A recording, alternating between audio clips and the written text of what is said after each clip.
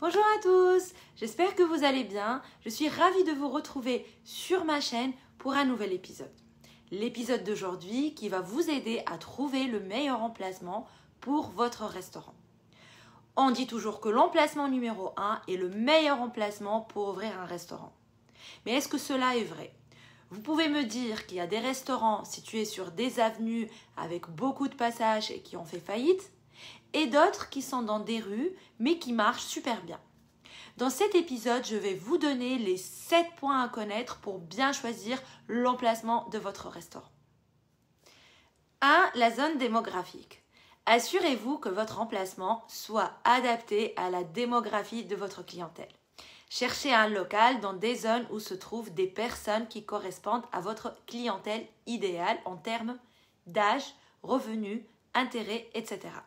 Par exemple, si vous faites de la restauration healthy, votre cible pourrait être une clientèle de bureau.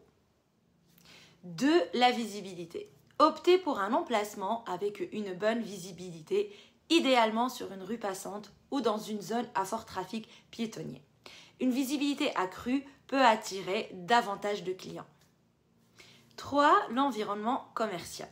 Comme on dit, le commerce appelle le commerce. Une rue avec des commerces attire les clients. Recherchez des endroits proches d'autres commerces ou attractions populaires qui pourraient attirer plus de clients vers votre restaurant.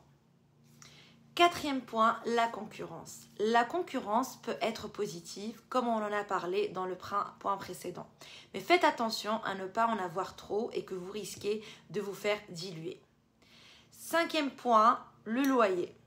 Le loyer doit être compatible avec votre budget. Il est important de maintenir des marges bénéficiaires saines malgré les dépenses immobilières.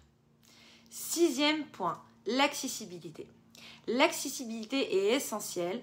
L'emplacement devrait être facilement accessible en voiture, en transport en commun et à pied. Une zone proche d'axes routiers fréquentés ou de stations de métro et bus peut être un avantage. 7e et dernier point, le stationnement. Si votre future clientèle se déplace en voiture pour votre restaurant, assurez-vous qu'il existe des options de stationnement pratiques à proximité. En fin de compte, il n'y a pas d'emplacement universellement meilleur pour un restaurant, car cela dépend de plusieurs paramètres, votre concept, votre public cible et vos objectifs commerciaux.